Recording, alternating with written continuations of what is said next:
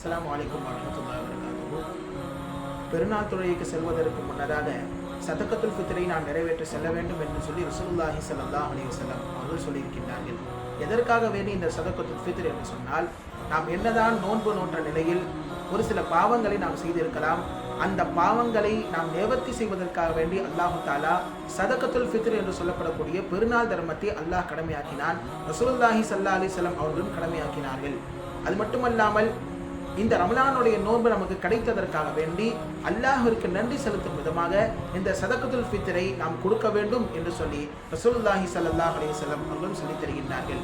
சரி, யார் சதக்கத்துல் ஃபித்ரை கொடுக்க வேண்டும் என்று சொன்னால், யார் யாருக்கெல்லாம் ஜக்காத்து கடமையாக இருக்கின்றதோ, அதாவது 612 கிராம் வெள்ளி நகை வைத்திருந்தாலோ அல்லது 612 கிராம் வெள்ளி நகையினுடைய தொகையை தன் வசத்தில் கையில் வைத்திருந்தாலோ அவரின் மீது சதக்கத்துல் ஃபித்ர் கொடுப்பது கடமையாக இருக்கின்றது, வாஜிபாக இருக்கின்றது.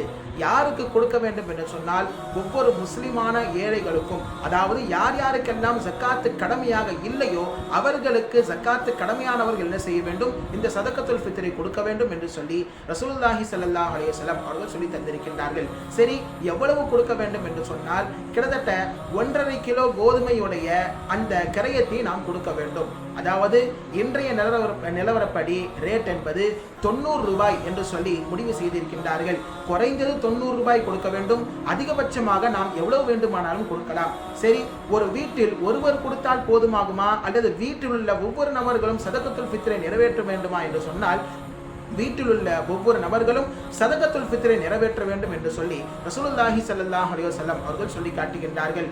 எந்த அளவிற்கு என்று சொன்னால், பெருநாள் காலையில் தான் ஒரு குழந்தை பிறந்தது, சுபுஹ் நேரத்தில் தான் ஒரு குழந்தை பிறந்தது என்று சொன்னாலும் அந்த பிறந்த குழந்தைக்கும் கூட சதக்கத்துல் ஃபித்ரை நிறைவேற்ற வேண்டும் என்று சொல்லி ரசூலுல்லாஹி ஸல்லல்லாஹு அலைஹி வஸல்லம் அவர்கள் சொல்லி தந்திருக்கின்றார்கள்.